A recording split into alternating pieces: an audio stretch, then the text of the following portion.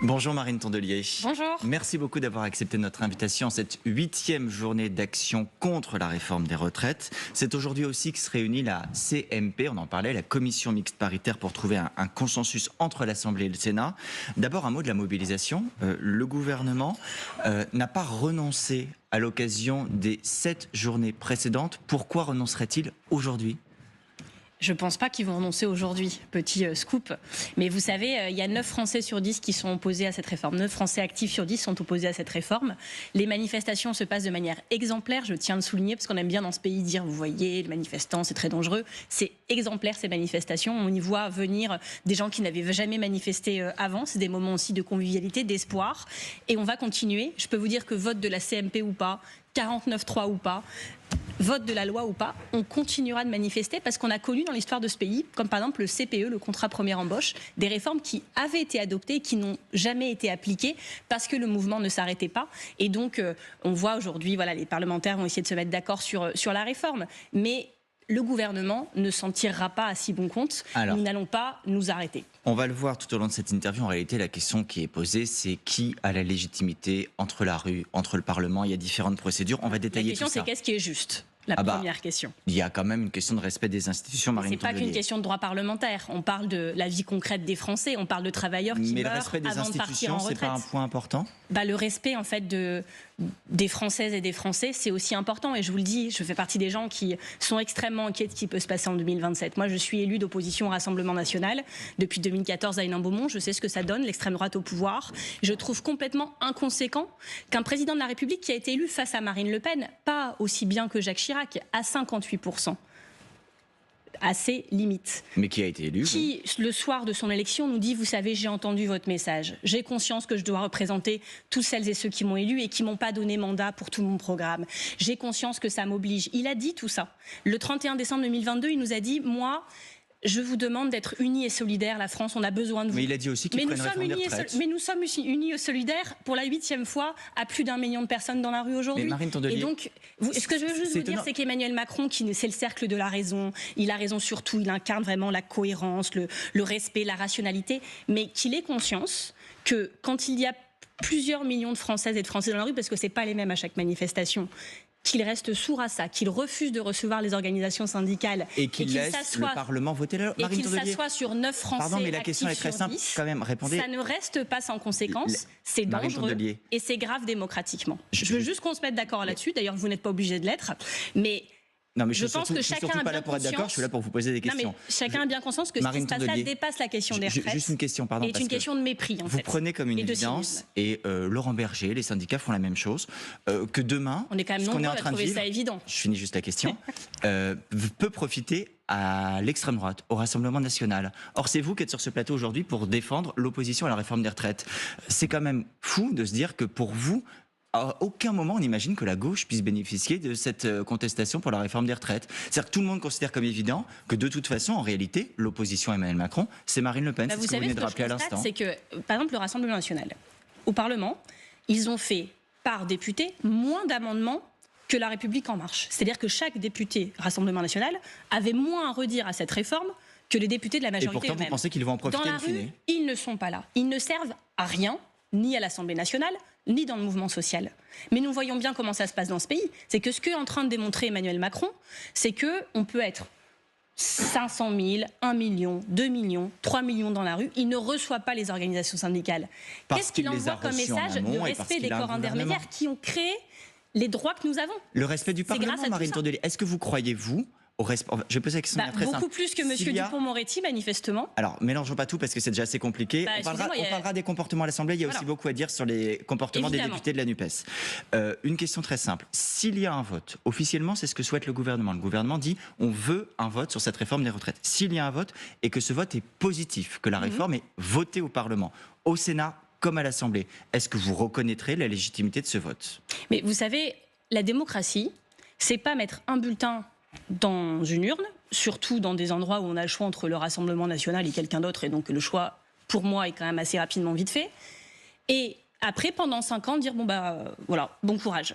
On ne fait plus rien, on attend, on vous a élu. Mais personne ne vous demande d'attendre. La question, c'est simplement, est-ce que vous reconnaissez la légitimité du Parlement à voter la loi? On ne peut pas donner des blancs-seings sur des mesures pour lesquelles 9 Français actifs sur 10 sont opposés. C'est de la fracture sociale et ce pays va suffisamment mal pour qu'on ne puisse pas de manière inconséquente se dire c'est pas grave, on marche dessus. On continue, ils manifestent de plus en plus, on accélère. C'est pas possible. Et pour ce qui est de ce qui va se passer, vous n'avez pas le droit de manifester. Ce qui va se passer finalement aujourd'hui à l'Assemblée nationale. Ils sont en commission mixte paritaire. Non, mais juste, vous n'avez pas répondu à ma question. Non, Marine Tourdelier, pour le coup. On a 20 minutes, je peux la reposer 20 fois si vous voulez. Vous allez voir où je veux en venir. Je ne sais toujours pas sur quoi ils vont voter. Je ne comprends plus rien. Je pense comme énormément de Français. Les 1 200 €, c'est pour qui? Ce texte, on ne sait même pas ce qui va être mis au vote. Le fonctionnement d'une commission mixte paritaire. Je vais vous l'expliquer parce que là, c'est très simple. Il y a un texte qui est sorti de l'Assemblée, un texte qui est sorti du Sénat. Il y a 14 parlementaires qui se réunissent pour trouver un texte de consensus. Mais donc, on est sur un sujet qui est essentiel pour la vie des Françaises et des Français. On ne sait toujours pas. Il y a des gens qui ont cru qu'ils allaient avoir 1 200 €. Ils ont compris qu'elle leur avait menti, mais finalement, c'est qui? On ne sait toujours pas. C'est pas clair. Donc, vous avez raison sur le fait qu'on ne sait pas ce qui sortira de la CMP. On ne sait pas ce qui va être voté. Oh non, mais on ne sait même pas ce que pense le gouvernement à la fin. Ils vont faire quoi? Ils vont lâcher à qui, comment, dans quel sens? On ne sait pas. Et deuxièmement, on ne sait même pas qui va voter cette réforme. C'est-à-dire que le gouvernement lui-même ne sait pas. Je ne demande pas si vous êtes d'accord avec le fond du texte. Votre position, elle est très claire. Vous êtes opposé. Non, mais je ne sais même pas si les Républicains sont d'accord avec le texte. Je ne sais même pas combien de députés En Marche vont la voter ou pas. Vous n'avez pas répondu à ma question. Je constate qu'au sein même de la majorité, cette réforme fait débat. Marine Tourdelier. Je ne tiens pas à vous interrompre, mais il faut quand même que je puisse poser des questions. Je vais donc vous reposer la question. Si le vote est positif au Sénat et à l'Assemblée, reconnaîtrez-vous la légitimité du Parlement sur ce vote? Je reconnaîtrai qu'il a été voté à l'Assemblée et au Sénat. Je continuerai de reconnaître aussi que je pense qu'à un moment, quand on est dirigeant et quand on est responsable, on doit entendre que certaines réformes, votées ou pas, par l'Assemblée et par le Sénat et par la CMP et par qui vous voudrez, peuvent fracturer un pays, peuvent créer de la désespérance sociale, peuvent créer de la précarité, car c'est même les chiffres de l'adresse, la direction de la recherche, de l'évaluation et des études statistiques qui dit 2 ans de travail en plus, c'est 5 milliards en plus de coûts pour l'État, de prestations sociales, parce que cette réforme va jeter des gens dans la précarité. Il y a déjà un Français sur 2 l'année avant sa retraite qui ne peut plus travailler. Incapacité, chômage, parce qu'on n'embauche pas des gens de 61 ans et on embauchera encore moins des gens de 63 ans. C'est ça que va créer cette réforme. Et même quand elle sera votée, il sera temps que certains l'entendent. Donc je ne vous dis pas que si c'est voté, je vais dire ah bah c'est voté, mais c'était à une voix près, donc ça, c'est voté, c'est voté.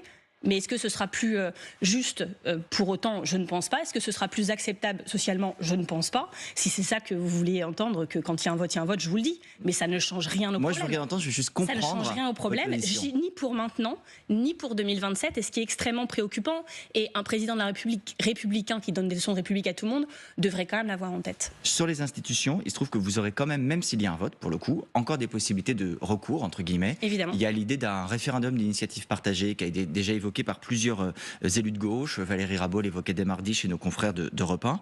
Est-ce que c'est quelque chose auquel vous croyez également? Est-ce que vos élus, vous avez des députés et des sénateurs, vont s'engager pour un référendum d'initiative partagée? Je rappelle la règle, il faut 185 parlementaires et il faut surtout, et c'est là la grosse marche, près de 4 900 000 signataires français qui se mobilisent en demandant ce référendum. Est-ce que c'est votre souhait? C'est un exemple typique du fait qu'une réforme peut être votée et ne pas s'appliquer, y compris la Constitution le prévoit. Dès lors qu'elle n'a pas été promulguée, c'est le... C'est ça. Donc c'est l'article 11 de la Constitution, et y compris les constitutionnalistes ont prévu ce cas de figure. Donc oui, on peut voter et continuer de combattre une réforme. Et donc vos députés par tous les moyens parlementaires s'engageront dans cette voie? Nous le ferons par tous les moyens possibles parce que c'est ce que nos électeurs attendent de nous. Évidemment que vous dites c'est un projet, une possibilité, c'est très concret. Le monsieur Peu, communiste, hier a annoncé à BFM qu'il avait déjà les 185 parlementaires nécessaires au dépôt étaient déjà collectés. On peut en avoir un peu plus et j'espère qu'on en aura un peu plus. Donc ça va se faire. Ça va se faire, c'est une demande forte des syndicalistes, c'est une possibilité de nos politiques que nous avons, partie de la NUPES, saisie. Et oui, évidemment, chaque parlementaire écologiste a signé déjà ce référendum d'initiative partagée. Et donc la phase suivante, c'est qu'il faudra que à peu près 5 millions de Françaises et de Français disent « je soutiens » le fait que ce référendum soit organisé. Et donc c'est intéressant. C'est que tous ces grands démocrates qui nous donnent des leçons de constitution, d'institution, on va voir si jusqu'au bout ils suivent ça. Et pour le coup, Emmanuel Macron, qui avait soi-disant mandat, je veux bien qu'il va avoir l'occasion de vérifier s'il avait vraiment mandat. Donc vous lui dites aussi, parce que je le rappelais, il faut que la loi n'ait pas été promulguée, vous l'appelez à ne pas promulguer la loi, à attendre que le processus de RIP soit allé au bout pour voir s'il y a promulgation. J'ai bien noté que le 49.3, le 47.1, les votes bloqués, ça ne lui faisait pas peur et ça ne lui posait pas de problème.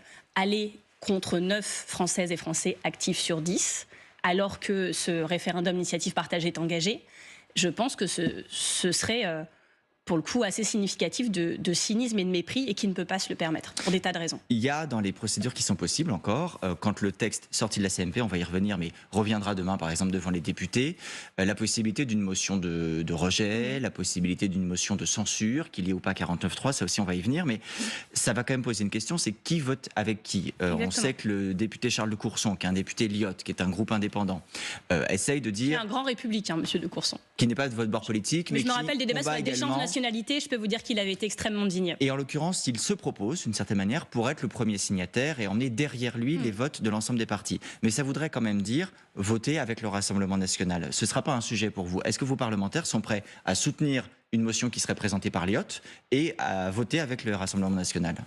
Voter des motions de censure du Rassemblement national, nous avons démontré à de multiples reprises, car nous en avons eu malheureusement beaucoup l'occasion. Nous sommes fermes sur le sujet.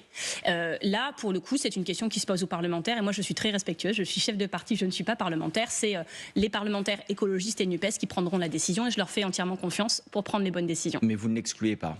La fin peut justifier les moyens. Et puis je pense que tout ça dépend de ce qui va se passer dans les heures qui viennent. Jusqu'où va le cynisme, jusqu'où va le mépris? Est-ce qu'on est encore capable de faire ensemble, de vivre ensemble? Tout ça est important. Moi, j'ai noté que le président attendait qu'il y ait un mort dans la rue pour retirer sa réforme. C'est un propos qui a été donné par son conseiller qui était extrêmement malheureux en disant oui, ça ne les ferait pas les manifestations, juste s'il y a un mort, peut-être il va réfléchir. Le président de la République n'a jamais dit ça. C'est ses conseillers qui parlent pour lui puisqu'il ne dit rien. C'est un propos rapporté qui n'a jamais été confirmé par l'Élysée. Ses conseillers rapportent que vraiment il est très embarrassé par la maladresse de ses ministres. Je rappelle quand même que c'est sa réforme, que c'est son idée et que même lui il voulait 65 ans. Mais vous pensez vraiment que le président attend un mort dans la rue pour arrêter sa réforme? Je ne pense pas, mais je trouve que il ne parle pas, c'est un problème. C'est une forme de lâcheté, finalement. C'est sa réforme, c'est son idée. Il l'a portée toute la campagne. Il est où aujourd'hui pour aider sa première ministre et ses ministres? Il les laisse seuls au front. Évidemment qu'ils font des maladresses, il fallait s'y attendre. C'est indéfendable comme réforme. Et au moment où ils font des maladresses, il envoie ses conseillers. Et excusez-moi, des conseillers de l'Élysée, ils ne sont pas là à improviser, en fait. Mais vous ne vous félicitez pas du fait qu'il laisse, pour le coup, le Parlement travailler? Parce que c'est ce qui se passe. Aujourd'hui, c'est le Parlement qui travaille. Le Parlement et la rue qui lui dit des choses. Et normalement, un président de la République, dans ce pays, écoute et au moins rencontre les syndicalistes. Il refuse de les recevoir. Ça représente les salariés de ce pays. Est-ce qu'une manière de sortir de tout cela, à terme, dans les prochains mois, parce que vous dites qu'il y a beaucoup de sujets qui se posent, c'est la dissolution? Est-ce que vous souhaitez une dissolution de l'Assemblée nationale? Dissolution pour faire quoi? Enfin, très sincèrement, là, on est dans un moment... Vous ne la demandez pas? Je sais même plus. Très sincèrement, moi, je suis la tête dans le guidon de cette réforme. Notre combat principal, c'est de faire que les Français ne travaillent pas 2 ans de plus parce que beaucoup de personnes n'en sont juste physiquement, psychologiquement pas capables et vont mourir avant de pouvoir bénéficier de la retraite qu'ils ont attendue et pour laquelle ils ont cotisé toute leur vie. Vous y faisiez allusion tout à l'heure. Donc aujourd'hui, je le redis, qu'il y a cette commission mixte paritaire. Et vous avez raison, on ne sait pas ce qui va en sortir, puisque députés et sénateurs doivent en discuter. 7 députés, 7 sénateurs. Il y a quand même des députés qui arrivent, et sénateurs, dans cette commission, avec l'intention de tout faire pour améliorer le texte.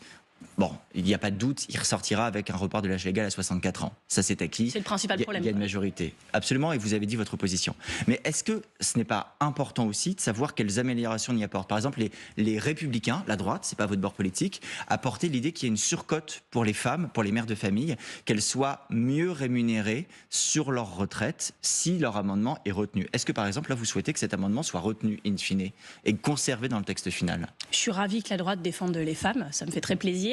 Mais pour le coup, j'ai aussi entendu des débats très intéressants à gauche qui montraient que si les femmes étaient payées au même niveau que les hommes dans ce pays, par les cotisations supplémentaires que ça générait, puisqu'elles gagneraient plus, donc elles cotiseraient plus, alors on n'aurait pas de problème d'équilibre du régime des retraites en 2030. Nous, on ne veut pas juste des surcotes, on veut être payés comme les hommes. Aujourd'hui, nous sommes payés 26% de moins que les hommes quand nous sommes salariés. Et on veut les mêmes retraites que les hommes. Aujourd'hui, nous avons des retraites de 40% de moins que les hommes dans ce pays. Et cette réforme, telle qu'elle a été conçue par le gouvernement, faisait que le seul avantage quand on est une femme dans ce pays et qu'on a des enfants, c'est qu'il y avait une manière de comptabiliser les trimestres de grossesse qui était un peu avantageuse. Et l'effet de cette réforme était de gommer ce seul avantage que les femmes avaient dans ce pays. Donc évidemment que c'est un sujet, tout ce qui ira dans le sens des femmes, on le prendra, mais puisqu'on veut que cette réforme soit retirée, il va falloir le mettre dans un autre véhicule législatif. Il y a une question aussi qui a été posée et soulevée par certains de vos collègues parlementaires à gauche, c'est la manière dont se déroule la CMP. Ils s'offusquent du fait qu'elle ne soit pas publique, qu'elle ne soit pas retransmise, par exemple, sur les canaux de vidéo parlementaires, comme c'est le cas pour les débats en séance publique. Est-ce que c'est aussi votre crainte? Parce que j'ai du mal à saisir quel problème ça pose dès lors que la CMP fait l'objet d'un compte-rendu très précis et qu'on saura in fine qui a défendu quoi. D'ailleurs, en fait, on le sait parce que chacun des parlementaires s'est exprimé publiquement sur ce qu'il souhaitait. Dans ce pays, déjà, dans nos institutions, il y a un fait majoritaire. C'est-à-dire que plus vous avancez dans l'entonnoir, plus le fait majoritaire est écrasant. Ça veut dire que dans la CMP tout à l'heure, il y a 7 députés, il y en a un RN, une NUPES, ce sera Mathilde Panot, et tous les autres sont de la majorité. Donc ça, c'est le premier problème. Le deuxième problème, c'est que les CMP sont à huis clos, mais ça a toujours été le cas. Et donc c'est vrai que quand vous êtes parlementaire, vous vous battez pour votre amendement que vous arrivez à mettre dans la loi, puis tout d'un coup, il disparaît en 3 minutes, vous savez jamais pourquoi, comment, etc. Mais ce qu'il faut quand même dire aussi aux Françaises et aux Français, c'est qu'en réalité, les choses ne se passent pas vraiment dans la CMP.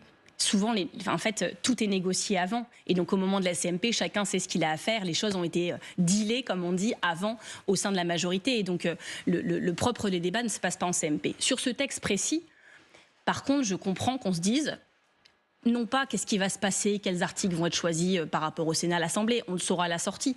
Mais ce qui est important, c'est que chacune et chacun assume ce qu'il va faire. Et c'est la même chose pour le vote auquel on s'attend là, à l'Assemblée.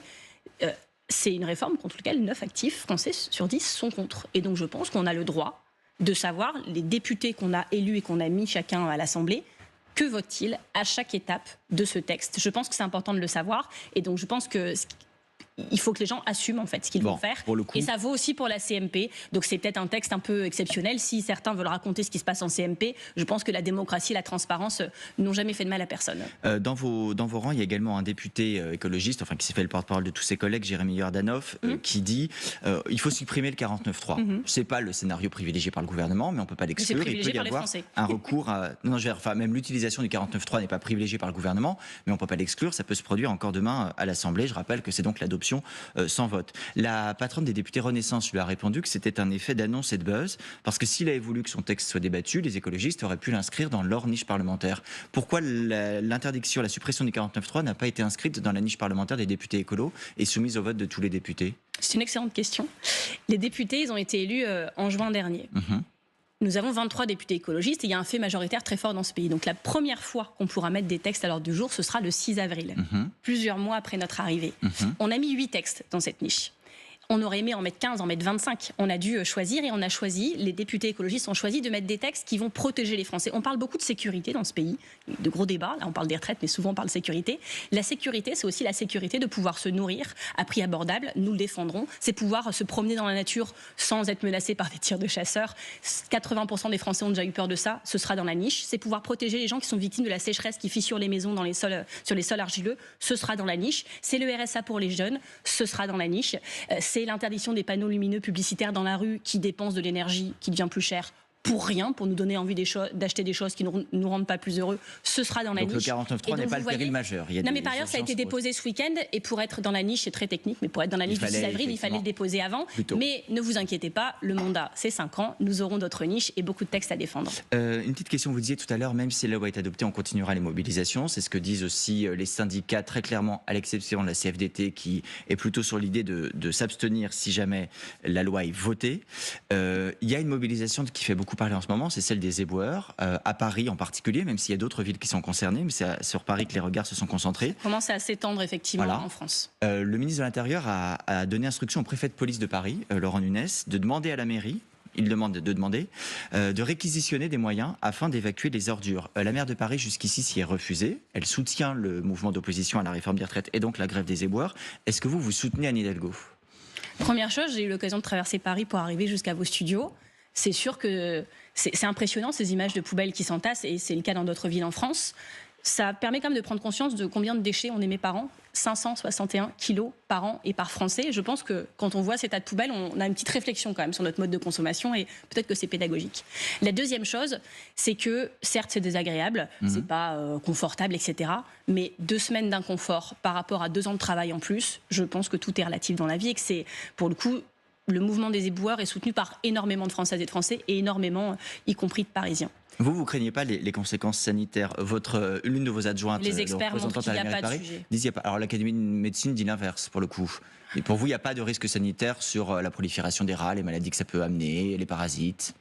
Si ça durait 3 mois, sûrement. Mais très sincèrement, vous voyez, c'est facile de dire le problème en France, c'est les éboueurs qui sont grèves. Dans ce pays, c'est toujours la faute des grévistes, des manifestants, des précaires et des prolétaires. Moi, je pense que quand on gagne aussi peu que ce qu'ils gagnent, qu'on est en grève depuis plusieurs jours sans salaire, il faut quand même le préciser, c'est des gens qu'il faut soutenir. Moi, ils ont mon soutien inconditionnel sur le mouvement, et que le ministre de l'Intérieur veut jouer les gros bras en montrant que même la grève, il s'en fout et qu'il peut interrompre les conséquences de la grève quand il veut. Très sincèrement, ça ne m'étonne pas de lui. Mais c'est pas ça le sujet. Vous dites si ça durait 3 mois, donc vous dites en creux qu'en fait le mouvement sera terminé d'ici là. Ça va poursuivre, mais pas longtemps. La grève des éboueurs. Mais je pense pas qu'on va pas ramasser des poubelles pendant 3 mois. De toute façon, M. Darmanin me semble prêt à aller les ramasser lui-même. Donc, alors, de demander effectivement au service de le faire. C'est la première étape. 2 petites questions encore rapidement. Vous êtes à la tête, je le disais, du Parti Europe Écologie Les Verts depuis quelques mois seulement, mais vous avez déjà engagé un chantier parce que vous voulez transformer votre parti.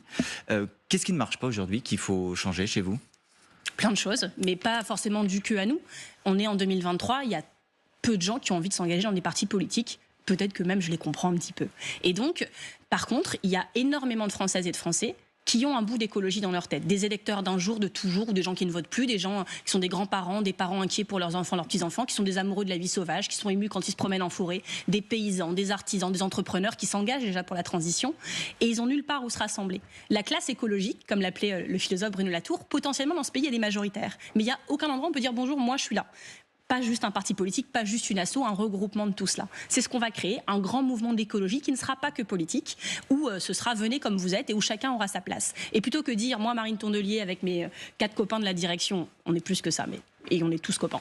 Mais on a une idée, on va faire comme ça. Nous, on est déjà là, donc c'est pas intéressant. Ce qu'on veut, c'est un mouvement où se sentent bien les personnes qui devraient être là, qui n'y sont pas encore. Donc c'est avec eux qu'on va le faire. C'est sur le site lesécologistes.fr. Vous avez une grande enquête populaire en ligne, des cahiers de doléances si vous voulez nous interpeller par courrier, par mail, par message vocal, vidéo, tout est possible. Chacun doit pouvoir le faire.